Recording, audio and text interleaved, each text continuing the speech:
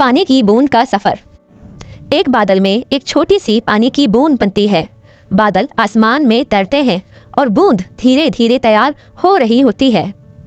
बादलों से बारिश शुरू होती है और वो पानी की बूंद आसमान से जमीन की तरफ गिरना शुरू करती है।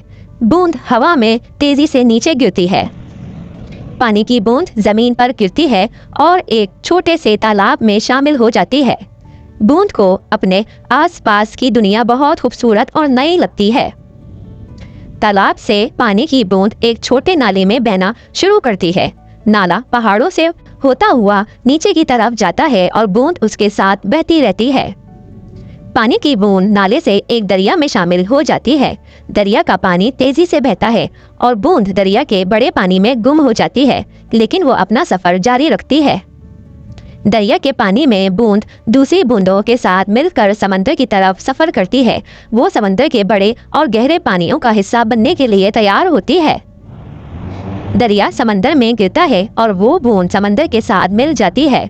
समंदर का पानी गहरा और पुरसुकून होता है और बूंद को अपने नए माहौल में खुशी महसूस होती है। समंदर में कुछ वक्त गुजारने के बाद सूरज की रोशनी बूंद पर पड़ती है और वो दोबारा बुखारात बनकर ऊपर आसमान में जाने लगती है। पानी की बूंद दोबारा बादल का हिस्सा बन जाती है और वो अपने नए सफर के लिए तैयार होती है, जो दोबारा बारिश के जरिए जमीन पर गिरने से शुरू होगा। बूंद का ये सफर हमेशा जारी रहता है। हर बार वो एक नए तजुर्बे से गुजरती है और नए मनाजिर देखती है, लेकिन वो हमेशा अपने सफर को खुशी से जारी रखती है।